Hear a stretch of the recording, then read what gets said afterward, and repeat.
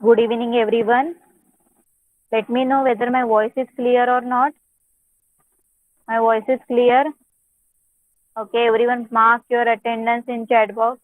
सगळ्यांनी attendance mark करा chat box मध्ये. स्टुडंटचं नेम, स्टँडर्ड, मीडियम सुद्धा मेन्शन करा.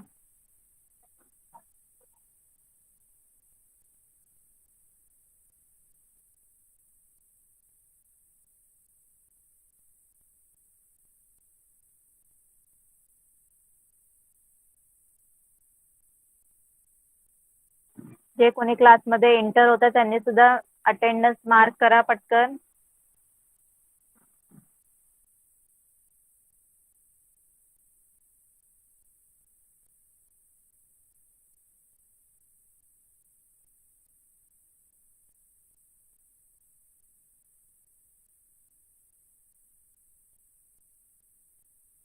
सगळ्यांनी अटेंडन्स मार्क केले.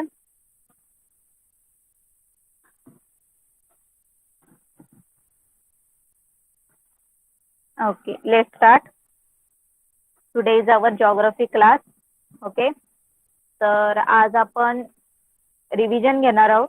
ओके, आतापर्यंतचे जे लेसन, सगळेच लेसन ऑलमोस्ट कम्प्लीट झालेले आहेत. आपण जस्ट रिव्हिजन करणार आहोत. बघूया किती जणांना लेसन लक्षात आहे, किती जणांना आन्सर येते. ओके, तर एक क्वेश्चन पेपर मी तयार केलेला आहे. ओके, तर त्यातलेच आपण क्वेश्चन घेणार आहोत. मेनच क्वेश्चन घेतलेले आहेत. ओके, तर आपण स्टार्ट करूया. मी स्क्रीन शेअर करते.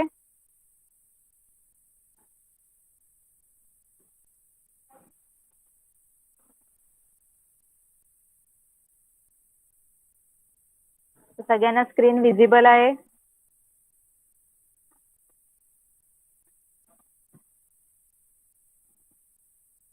ओके, तर आपण स्टार्ट करूया. तर फर्स्ट क्वेश्चन आहे, करेक्ट ऑप्शन चूज करायचं. Okay, complete the statement using correct option. Okay, तर फर्स्ट क्वेश्चन आहे, the apparent movement of the sun means the sun revolves around the earth in a year. It appears that the sun moves to the north or south in a year. The earth keeps on changing its position. बघा, परत एकदा question बघा. The apparent movement of the sun means the sun revolves around the earth in a year. It appears that the sun moves to the north or south in a year. The earth keeps on changing its position. बघा, Marathi student, सूर्याचे भासमान ब्रह्मन होते म्हणजे काय होते? सूर्य वर्षभरात पृथ्वीभोवती फिरतो. सूर्य वर्षभरात उत्तरेकडे किंवा दक्षिणेकडे सरकत असल्याचा भास होतो. पृथ्वी सतत जागा बदलत असते. चला, कोण आन्सर सांगणार?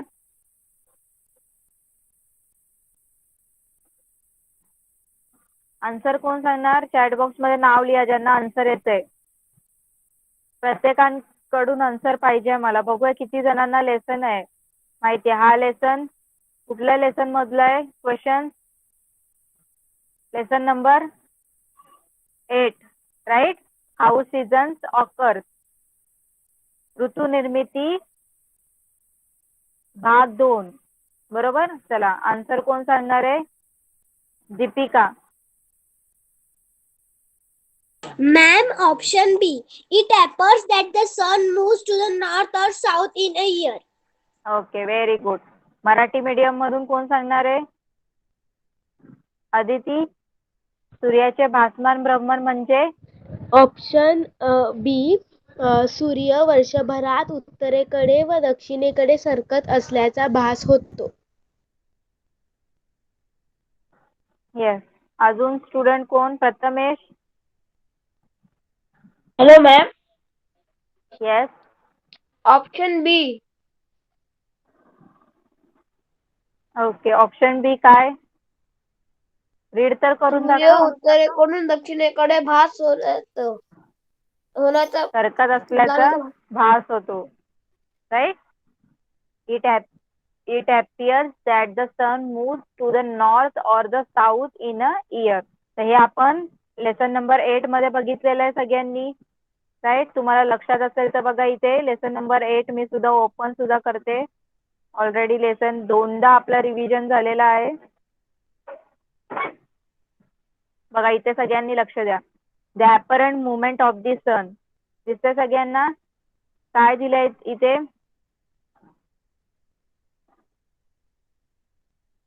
The sun's position appears to move towards the north or south in the course of a year. However, in reality, the sun does not move anywhere. That is why this movement of the sun towards the north or south in a year is called apparent movement of the sun. Right? काय सांगितलं त्यांनी? की पृथ्वीवरून जेव्हा आपण सूर्योदय पाहतो, okay, तेव्हा सूर्य वर्षभरात उत्तरेकडे किंवा दक्षिणेकडे सरकत असल्यासारखे आपल्याला दिसून येते. पण प्रत्यक्षात मात्र सूर्य हा कुठेही हालत नाही.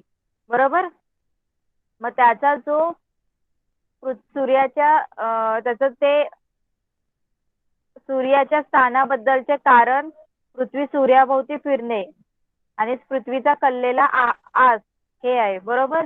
प्रत्यक्षात सूर्य हा फिरत नाही, परंतु पृथ्वीवरून पाहताना आपल्याला तो फिरल्यासारखा दिसतो, म्हणजे आपल्याला भास होतो. मग आपण त्याला बोलतो सूर्याचे भासमान भ्रमण.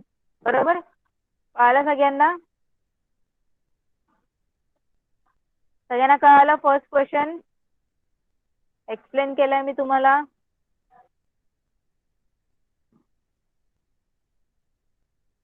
ओके, नेक्स्ट क्वेश्चन बघूया.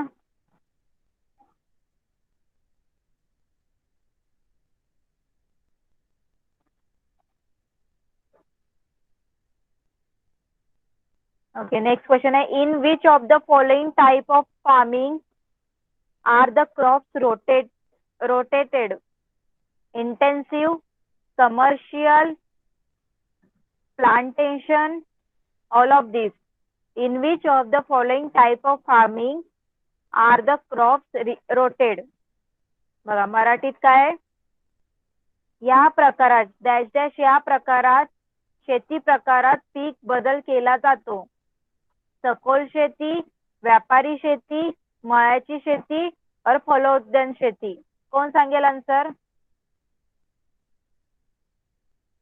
कुठल्या प्रकाराच्या शेतीमध्ये पीक मध्ये बदल केला जातो? ओके, माहिका.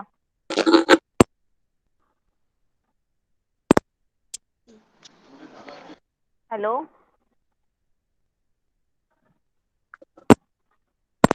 कुठल्या प्रकाराच्या शेतीमध्ये पीक बदल केला जातो? पीक बदलून घेतले जातात? बाकीचे स्टुडंट सुद्धा आन्सर करायचंय. ओके, तेजल तू सांग. सखोल शेती.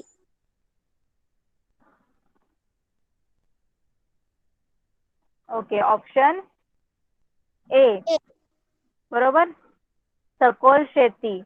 अजून कोण सांगणार? कुठल्या प्रकाराच्या शेतीमध्ये पीक बदल केला जातो?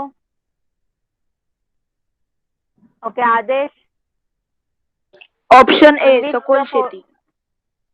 येस. तर बघा, इन विच तुम्हाला क्वेश्चन काय विचारलंय? In which of the following type of farming are crops rotted?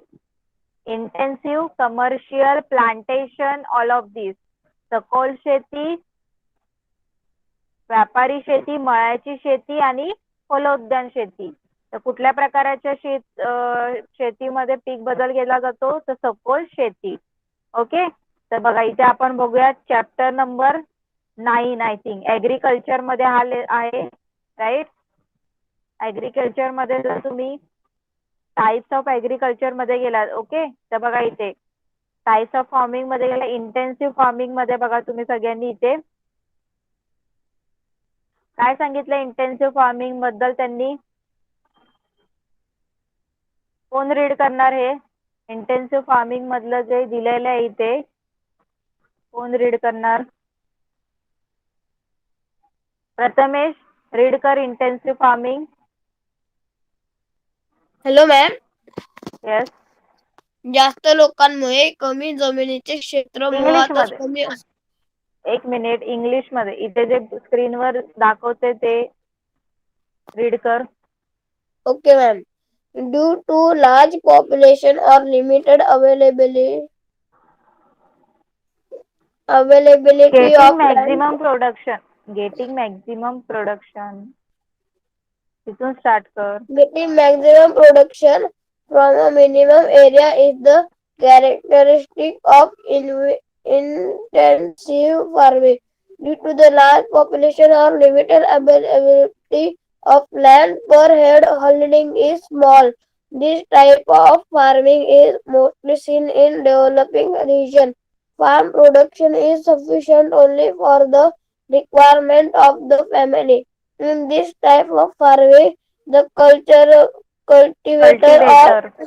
cultivator and his family are totally depend on farming. As farming production is low, the economic condition of cultivator is also poor.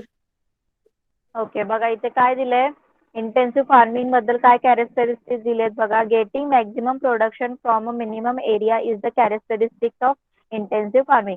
म्हणजे कमीत कमी क्षेत्र, म्हणजे कमीत कमी area असेल जमिनीचा, त्याच्यातून जास्तीत जास्त उत्पादन काढण्याचा शेती प्रकार म्हणजे कुठला शेती प्रकार आहे, इंटेन्सिव्ह, खगोल शेती. ओके, त्यांनी सांगितलं ड्यू टू लार्ज पॉप्युलेशन और limited availability of A land per head holding is small.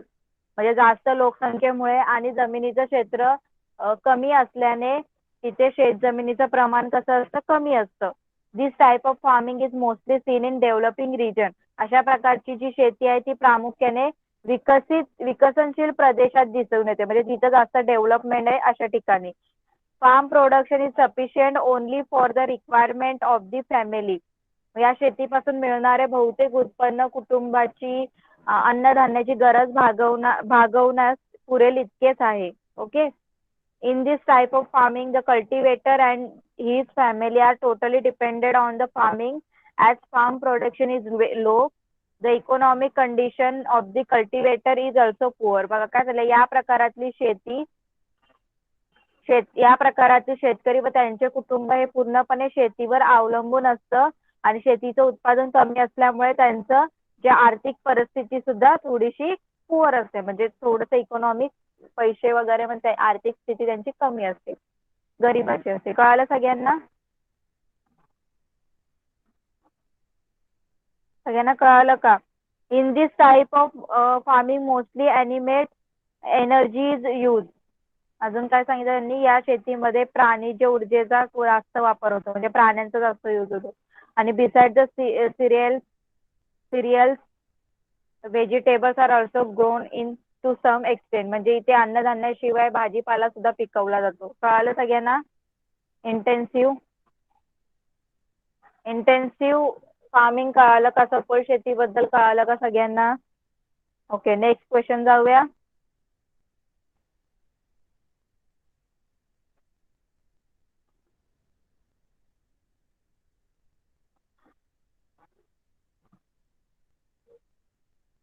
Okay, weight a minute.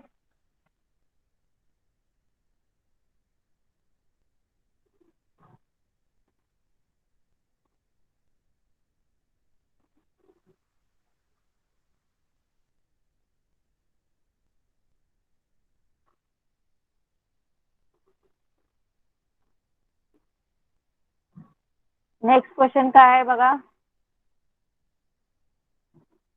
The slope can B understood from the distance between the steeper counterline slope.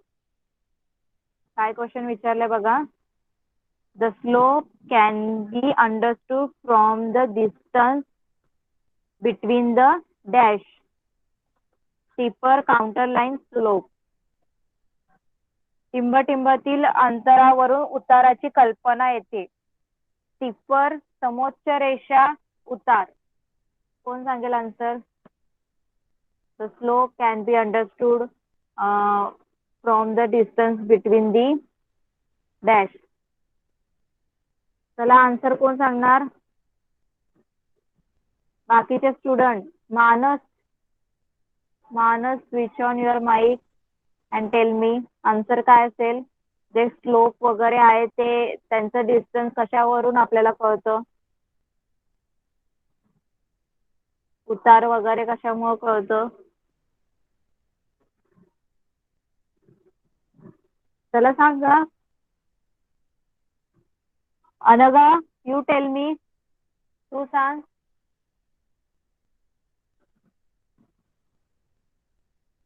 Hello, आवाज येतोय ना माझा सर्वांना. Okay, mic problem. Aadesh तू सांग.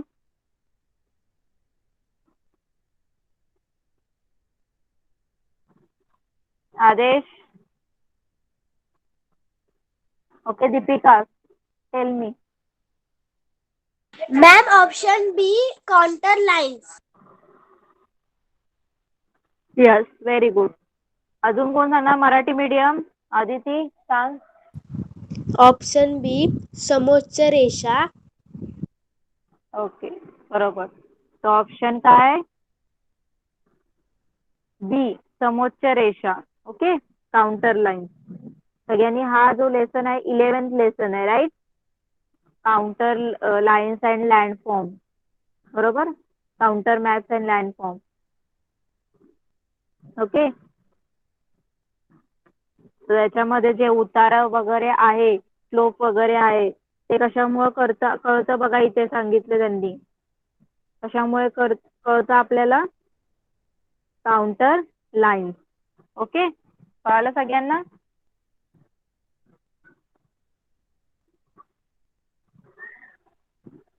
Next question.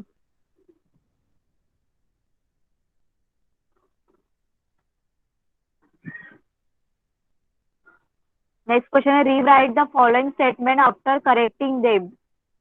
Okay correction करून लिहायचंय तुम्हाला. ओके चला बघूया किती जण करेक्शन नीट करतायत. ओके फर्स्ट क्वेश्चन आहे the earth velocity varies according to the period of revolution. The earth velocity varies according to the period of revolution. बघा काय क्वेश्चन दिलं ते काय बोलले ते. पृथ्वीच्या परिभ्रमण कालानुसार गती कमी अधिक होत असते. हे स्टेटमेंट ट्रू आहे का फॉल्स आहे कोण सांगेल. चला कोण सांगणार. Earth velocity varies according to the period of revolution. जो पिरियड ऑफ रिव्होल्यूशन आहे अर्थ त्याच्यामुळे आपल्याला अर्थची वेलोसिटी काय होते. काय सांगितलं त्यांनी. पृथ्वीच्या परिभ्रमण कालानुसार गती कमी अधिक होत असते. बाकीचे स्टुडंट सुद्धा आन्सर करायचे. ओके तेजल सांग मला स्टेटमेंट करेक्ट आहे का रॉंग आहे. बरोबर. बरोबर आहे. Yes teacher. अजून काय कोण डिफरंट आन्सर. राईट आहे का रॉंग आहे स्टेटमेंट एवढं सांगायचंय मला. आदेश. बरोबर आहे. बघा परिभ्रमण की परिक्रमणमुळे होतं. रिव्होल्यूशन मुळे होतं की रोटेशन ऑफ अर्थ मुळे होतं. कोण सांगेल. बघा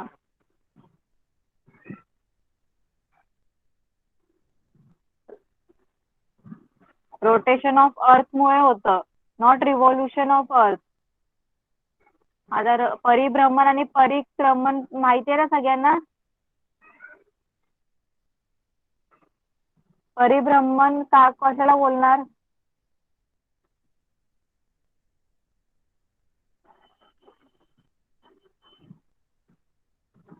answer is varies due to rotation of अर्थ.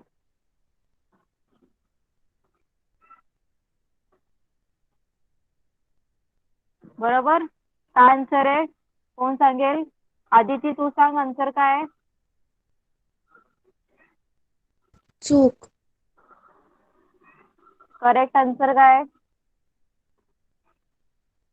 पृथ्वीच्या परिवहन काळानुसार गती कमी अधिक होत असते.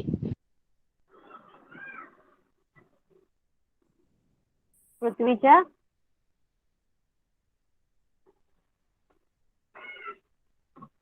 हॅलो हॅलो कोण अजून आन्सर सांगणार? Correct answer. Okay Deepika. The Earth's velocity varies due to the rotation of the Earth. Yes. बघा जी पृथ्वीच्या परिभ्रमणामुळे नाही तर पृथ्वीच्या परिवलननी म्हणजे स्वतःभोवती फिरणे. रोटेशन म्हणजे स्वतःभोवती फिरणे. म्हणजे पृथ्वीच्या स्वतःभोवती फिरण्यामुळे काय होतंय जे काय सांगितलं त्यांनी पृथ्वीच्या परिवलन कालानुसार गती कमी अधिक होत असते. कळालं सगळ्यांना? परिवलन म्हणजे स्वतःभोवती फिरणे. ओके. परिभ्रमण म्हणजे काय? सूर्याभोवती फिरणे. कळालं सगळ्यांना? तर स्वतःभोवती फिरण्याला काय बोलतात? अर्थ रोटेशनला काय बोलतात? स्वतःभोवती फिरणे. पृथ्वीचे परिवलन. ओके. कळालं सगळ्यांना? आन्सर काय ना? परिवलन. कळालं का सगळ्यांना? स्टेटमेंट रॉंग आहे, करेक्ट स्टेटमेंट कळालं सगळ्यांना? ज्यांनी कोणी आन्सर रॉंग सांगितलं होतं त्यांना कळालं का? जरा चॅट बॉक्स मध्ये रिप्लाय करा.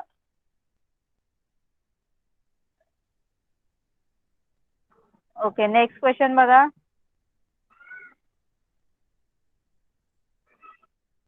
North Canada experiences summer from September to March.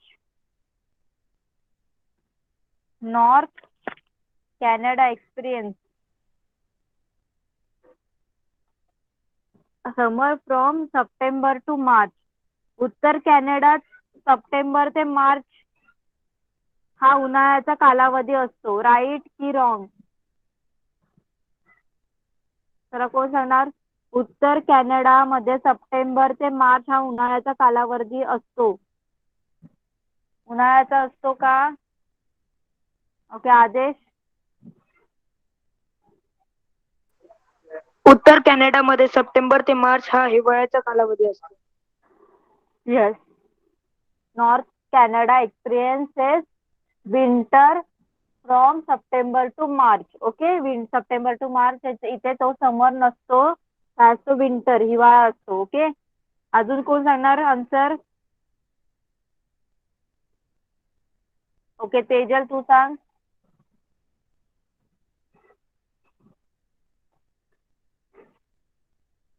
चूक. उत्तर कॅनडामध्ये सप्टेंबर ते मार्च हा हिवाळ्याचा कालावधी असतो. Yes very good. कळालं? Next question. The dates of equinox change every year. The dates of equinox changes every year. विषुव दिनाच्या तारखा प्रत्येक वर्षी बदलत असतात. स्टेटमेंट राईट आहे की रॉंग आहे? विषुव दिनाच्या ज्या तारखा आहेत ते प्रत्येक वर्षी बदलत असतात. ओमकार सांग तू. Ma'am right. राईट चेंज होतात. येस. एकदा बघा बुक मध्ये. अजून वेगळं आन्सर कोणाचं?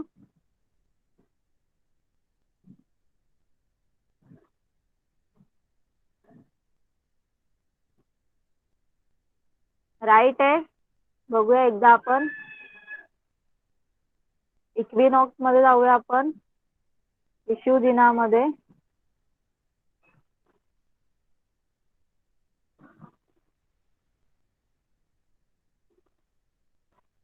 ओके बघा. The equinox or solstice days can vary by day or so. तर चेंजेस होतात. बघा the dates of equinox does not change every year. त्यांनी काय विचारलंय? प्रत्येक वर्षी होतात का असं विचारलंय ना. प्रत्येक वर्षी चेंज होतात का असं त्यांनी विचारलंय. तर प्रत्येक वर्षी चेंज नाही होत. They vary by a day or so. ते काय होतात? काय सांगितलं त्यांनी?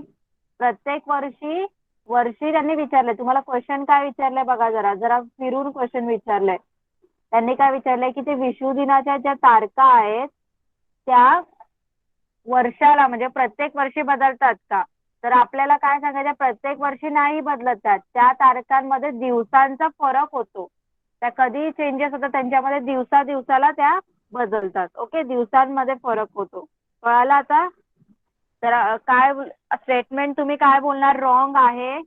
कसं लिहिणार की विषुव दिनाच्या तारखांमध्ये वर्ष विषुव दिनाच्या तारखा काय प्रत्येक वर्षी बदलत नाहीत. त्या तारखांमध्ये एखाद्या दिवसाचा फरक होतो फक्त, असं लिहायचं. ओके, कळालं सगळ्यांना कसं आन्सर लिहिणार आहे? The dates of equinox does not change every year, they vary by a day or so. Okay, त्यांच्यामध्ये दिवसांचा फरक असू शकतो. कळालं सगळ्यांना? चॅट बॉक्स मध्ये रिप्लाय करा. ओके, नेक्स्ट क्वेश्चन. हे होते तुमचे जे करेक्ट करून लिहायचे. नेक्स्ट क्वेश्चन काय? Okay, identify the types of human settlement from the following statement. आता तुम्हाला टाइप्स ऑफ सेटलमेंट काय करायचे? शोधायचे. कुठले टाइप्स ऑफ सेटलमेंट आहेत ते सांगायचे. ओके, खाली स्टेटमेंट दिलेले आहेत आणि कुठल्या टाइपचं सेटलमेंट आहे ते सांगायचे. ओके ओके, चला. ओके, काय सांगितलं? First, there money and time is save by living on the farm. काय सांगितलंय? There money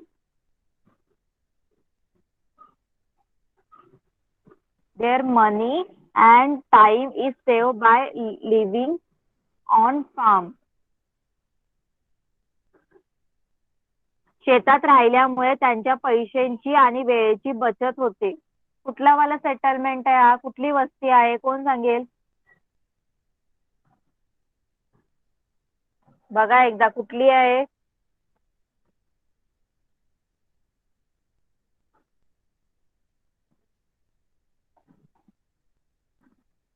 okay, Omkar. Ma'am, scattered. Yes, scattered. Right. Tejal, तू सांग. विखुरलेली वस्ती.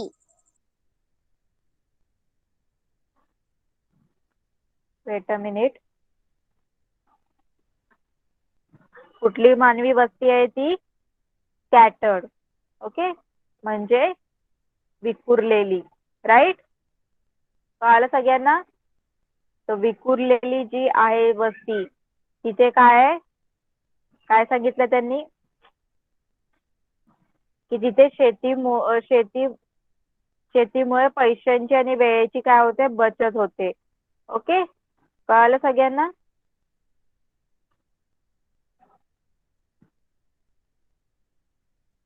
चला नेक्स्ट.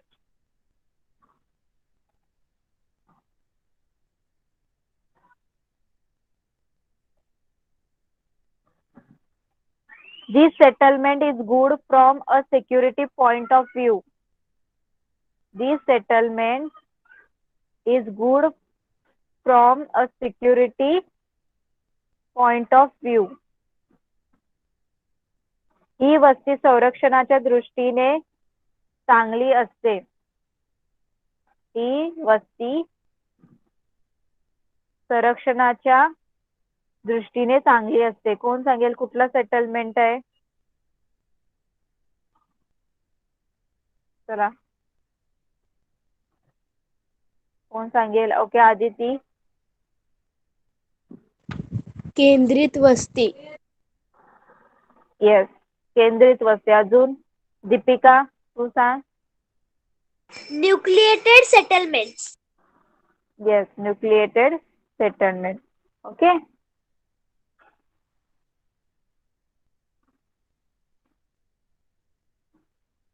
सगळ्यांना कळतंय का आन्सर? न्यूक्लिएटेड सेटलमेंट, केंद्रित वस्ती.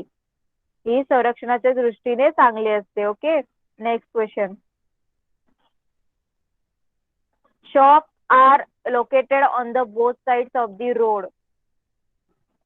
Shops are located on the both sides of the road. रस्त्याच्या दोन्ही बाजूला दुकाने असतात. कुठल्या वस्तीमध्ये? Okay, Omkar. Linear settlement. Yes, linear settlement. आदेश, तू सांग. रेषाकृती वस्ती. येस, रेषाकृती वस्ती. Okay, next question.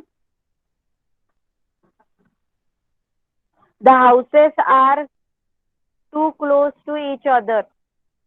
The houses are too closest to each other. म्हणजे घरे एकमेकांना लागूनच असतात. कुठल्या वस्तीमध्ये? ओके, मानस.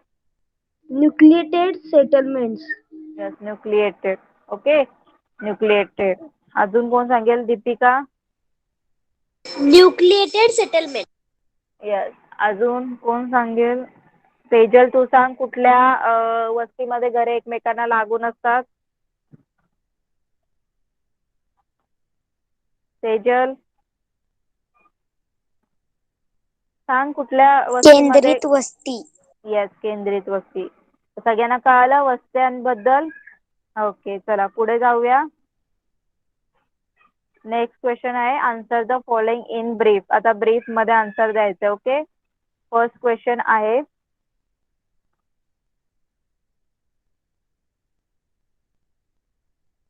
Describe the important of irrigation for agriculture. काय क्वेश्चन दिलंय? Describe the important of irrigation for farming. Sorry, irrigation for agriculture. काय आन्सर, काय विचारलंय? शेतीसाठी सिंचनाचे जे महत्व आहे ते विशद करा. सिंचनाबद्दल सांगायचंय. कोण सांगणार?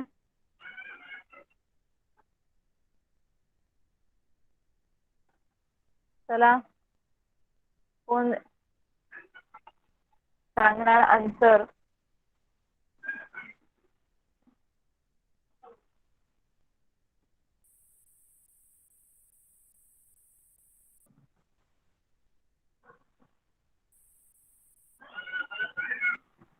चला, कोण सांगते आन्सर?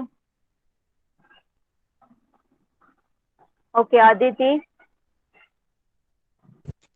पावसाचे पाणी विहिरी किंवा कूपविहिरी, हौद खोदून मिळवले जाते. काही ठिकाणी तळी किंवा शेततळी खोदून पावसाचे पाणी साठवले जाते. विहिरीतील, हौदातील, तळ्यांतील पाणी मोटेच्या किंवा पंपाच्या साहाय्याने शेतीस पुरवले जाते. ओके, अजून कोण? Different answer. ओके, मानस. The monsoon in India seasonal. It is highly variable and its distribution is quite uneven. A regular supply of water is essential for the growth of crops. Supplying water to the crops artificially is called irrigation. The groundwater is obtained from irrigational purpose by digging wells, bore wells, ponds, etc. This water is supplied to the farms with the help of channels or by using electric pumps. With the technique of irrigation facilities, crops are grown on a large. अजून? चला, Deepika, you tell me. Irrigation is the process of supplying of water through artificial means such as pipes, canals, sprinklers, etc. Irrigation helps the farmers to be less dependent on rainwater for the purpose of agriculture. Hello. Okay, बघा काय answer लिहिणार तुम्ही? शेतीसाठी जे काही जलसिंचनाचं त्याचं तुम्हाला important सांगायचंय, राईट? तर फर्स्ट तुम्ही सांगायचंय की irrigation means the process of supplying water through artificial means such as pipes, canals and sprinkles. म्हणजे तुम्हाला जलसिंचन म्हणजे काय असतं? शेतीसाठी तुम्हाला पाणी द्यायचंय, म्हणजे शेतीला पाणी तुम्हाला काय करायचंय? पुरवायचंय. पण ते कसं पुरवता? आर्टिफिशियली ना, नॅचरली रेनने आपल्याला तो नॅचरल आहे. शेतीसाठी जो पावसामुळे जे काही पाणी मिळतं ते कशामुळे मिळतंय? ते नॅचरली मिळतंय. पण आता शेतीला तुम्हाला पाणी द्यायचंय, पण ते तुम्ही कशाने देताय? इरिगेशन म्हणजे जलसिंचनाचा यूज करताय. तो कसा यूज झाला? तो आर्टिफिशियल झाला ना. तो तुम्ही तयार करून माणूस तयार करतोय. तर काय काय यूज करून तयार करतोय? पाईप्स वगैरे, कॅनल्स वगैरे, स्प्रिंकल्स, बरोबर. नंतर त्यांनी काय सांगितलं? Irrigation helps the farmer to be less dependent on rain water for the purpose of agriculture, बरोबर. जर तुमच्याकडे इरिगेशन असेल, जलसिंचनाची तुमच्याकडे सगळी सोय केलेली असेल तुम्ही, तर तुम्हाला जो रेन वॉटर आहे, पावसाच्या पाण्यावर अवलंबून राहण्याची गरजच नाही, बरोबर ना. सिंचनामुळे काय होणार? तुम्हाला पाहिजे तेव्हा तुम्ही शेताला पाणी देऊ शकता, बरोबर. Since the monsoon are uncertain or highly variable, farming cannot entirely depend upon rain. आता तुम्हाला सगळ्यांना माहिती आहे कधी पाऊस टायमाला येतो, कधी येत नाही. त्यामुळे जर सिंचन असेल, इरिगेशन असेल, तर तुम्हाला पूर्णपणे रेन्सवर डिपेंड राहण्याची आवश्यकता नाहीये, बरोबर. शेतकऱ्याला पूर्ण म्हणजे पावसाच्या पाण्यावर आधारित राहण्याची काही गरज नाही जर तुमच्याकडे जलसिंचन असेल, बरोबर. And hence the irrigation is needed to grow assure crops and also grow the crops in months after the monsoon season. बघा, जलसिंचनामुळे काय होतं की तुमचे जे पिकं आहे शेतातली ती चांगली येणार, आणि तुम्हाला फक्त म्हणजे पावसाच्या टायमालाच तुम्हाला पावसाच्या टायमालाच तुम्ही असं म्हणजे पीक घेऊन चालणार नाही. तुम्ही कधीही पीक घेऊ शकता त्या शेतामध्ये जर तुमच्याकडे जलसिंचन असेल. कळालं सगळ्यांना? कळालं का? चॅटबॉक्स मध्ये रिप्लाय करा. शेतीसाठी जलसिंचन का उपयोगी आहे? कळालं सगळ्यांना? पहिले काय लिहिणार तुम्ही की जलसिंचन म्हणजे काय? म्हणजे तुम्ही आर्टिफिशियली कॅन्स वगैरेचा यूज करून तुम्ही काय करताय? वॉटर देताय शेताला, बरोबर. शेताला पाणी पुरवताय. नेक्स्ट तुम्ही काय सांगणार की त्याच्यामुळे आम्हाला हेल्प होतं. कशासाठी? की जो शेतकरी आहे ते पावसाच्या पाण्यावर अवलंबून नाही राहणार, बरोबर. पाऊस परत टायमावर वेळेवर कधी येईल नाही येईल तसं पीक हे होतं ना, पिकांचं नुकसान होतं, बरोबर. मग त्याला पूर्णपणे पावसाच्या पाण्यावर आधारित राहायचं, अवलंबून राहण्याची काहीच गरज नाही. तर तुमच्याकडे सिंचन असेल, कधी तुम्ही पाणी द्या शेताला, कधी तुम्ही पीक काढा. कळालं सगळ्यांना? कोणाला काही डाऊट? कळालं का सगळ्यांना? Question answer? हा, चला नेक्स्ट क्वेश्चन काय? Explain the various types of human settlement. चला, मानवी वस्तीचे विविध प्रकार स्पष्ट करायचे आहेत.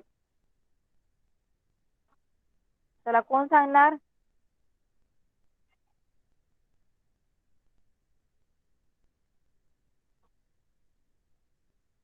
कोण आन्सर सांगणार? एकदम शॉर्ट मध्ये सांगायचंय, पटकन, थोडं थोडं सांगायचं सगळं. बाकीचे स्टुडंट आहेत ना क्लासमध्ये? ओके, आदेश तू सांग. Okay teacher. विकास प्रक्रियेनुसार मानवी वस्त्यांचे वाडी, ग्रामीण वस्ती, नागरी वस्ती, शहरी वस्ती असे प्रकार पडतात. वितरणानुसार, आकृती बंधानुसार मानवी वस्त्यांचे विखुरलेली वस्ती, केंद्रीय वस्ती व रेषाकृती वस्ती असे प्रकार पडतात. ओके, थोडं वस्तींमध्ये थोडं आतमध्ये कोण एक्सप्लेन करणार अजून?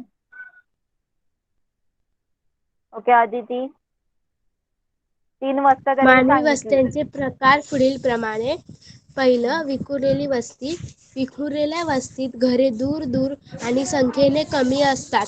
सामान्यपणे या प्रकारची वस्ती उंच सखल प्रदेश, घनदाट जंगल गवताळ प्रदेश, वाळवंट तसेच विस्तृत कृषी क्षेत्र असलेल्या ठिकाणी आढळते.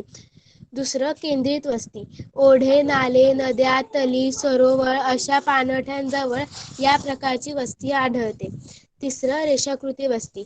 रस्ता, लोहमार्ग, नदी, समुद्रकिनारा, पर्वतीय प्रदेशाचा पायथा इत्यादी प्रदेशालगत रेषाकृती वस्त्या आढळतात. ही वस्ती रुंद आकाराची व सरळ रेषेत असते. Okay, very good. बघितलं तर कुठल्या कुठल्या टाईपचे आहेत ह्युमन सेटलमेंट. स्कॅटर सेटलमेंट म्हणजे विखुरलेली वस्ती. न्यूक्लिएटेड म्हणजे केंद्रीय, राईट, केंद्रित. आणि थर्ड वन आहे लिनियर म्हणजे रेषाकृती. तर फर्स्ट स्कॅटर्ड मध्ये काय सांगितलं तुम्ही? In scatter settlement houses are few and far from each other. म्हणजे घरं कमी असतात आणि एकमेकांपासून लांब असतात. They are found in areas of high relief, dense forest, grassland, hot desert and extensive agricultural land. कुठे कुठे असतं? विखुरलेली शेती ही उंच सकल प्रदेश, घनदाट जंगल, गवताळ प्रदेश, वाळवंट, बरोबर, अशा ठिकाणी. नेक्स्ट काय सांगितलंय? न्यूक्लिएटेड सेटलमेंट म्हणजे केंद्रीय. These settlements are close to water sources. म्हणजे वॉटर सोर्सेस जे आहेत म्हणजे नदी, तलाव त्या ठिकाणी असतात या वस्ती. Fertile plains, transport hubs, mining centres and commercial centres often lead to the development of this type of settlement. काय सांगितलं त्यांनी की म्हणजे हा, सपाट सुपीक जमीन, वाहतूक केंद्र, खाणकाम, व्यापारी केंद्र इत्यादी कारणामुळे देखील या प्रकारच्या वस्त्या निर्माण होतात. ओके, नेक्स्ट त्याच्यानंतर काय? रेषाकृती वस्ती म्हणजे linear settlement.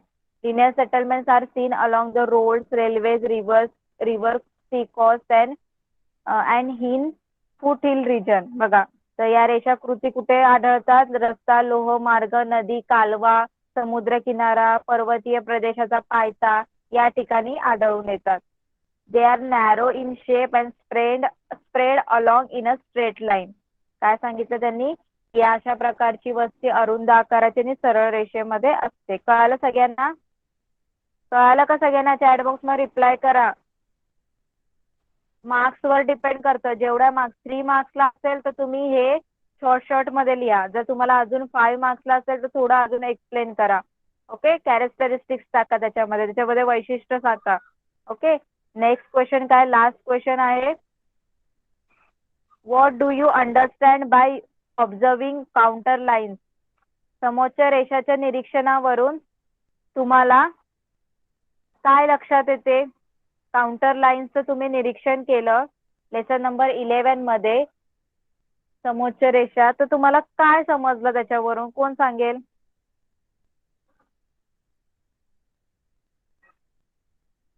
Okay, Deepika.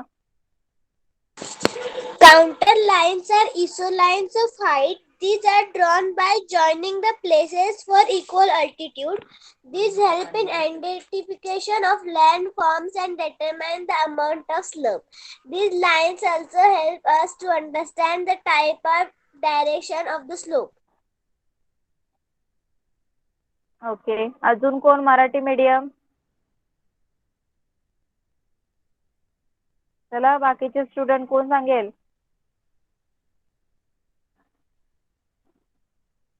Okay, आदेश. समोच्च रेषांच्या निरीक्षणावरून पुढील बाबी लक्षात येतात. एखाद्या ठिकाणाची समुद्र सपाटीपासूनची उंची, संबंधित ठिकाणाला वेगवेगळ्या दिशांनी असलेल्या उतारांचे स्वरूप, एखाद्या प्रदेशातील समान उंचीवर असलेली ठिकाणे. ओके,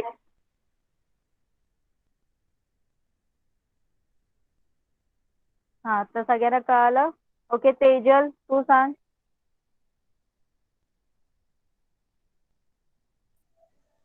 एखाद्या ठिकाणाची समुद्रापासूनची उंची संबंधित ठिकाणाला वेगवेगळ्या दिशांनी असलेल्या उतारांचे स्वरूप, एखाद्या प्रदेशातील समान उंचीवर असलेली ठिकाणे. ओके, अजून कोण सांगणार?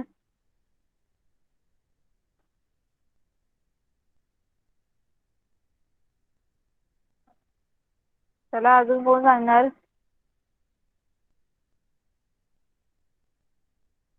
कळालं सगळ्यांना answer? Counter lines are isolines of a height. These are drawn by joining the places of equal altitude. These help in identification of landform and their altitude from sea level. These lines also help us to understand the nature and direction of slope. म्हणजे slope उतार तुमच्या कुठल्या प्रकारचा आहे, त्याचं direction कुठलं ते तुम्हाला कळतं. परत तुमची समुद्र सपाटीपासूनची उंची कळते, बरोबर. परत तुम्हाला त्यांचं अल्टिट्यूड म्हणजे उंची, दोन जागा असतील, दोन प्लेस असतील तर त्यांचे अल्टिट्यूड इक्वल आहे का नाही ते कळतं, बरोबर. कळालं सगळ्यांना? कोणाला काही डाऊट? सगळे क्वेश्चन आन्सर अशा प्रकारचे क्वेश्चन आन्सर तुम्हाला विचारू शकता. हे सगळे आपले झालेले लेसन वरच होते. सगळ्यांना कळाले क्वेश्चन आन्सर? तर घरी सगळ्यांनी रीडिंग करायला स्टार्ट करा. ओके, सगळे लेसन झालेले तर ऑलरेडी सगळ्यांनी स्टार्ट करा सॉल्व्ह करायला. ओके, लर्न करायला, तेव्हाच तुम्हाला एक्झाम मध्ये इझी होईल. ओके, चला मग आपण इथेच थांबूया. तुम्ही क्लास लेफ्ट करू शकता. Bye everyone and good night. Bye ma'am. Bye bye ma'am. Dear, thank you. Bye.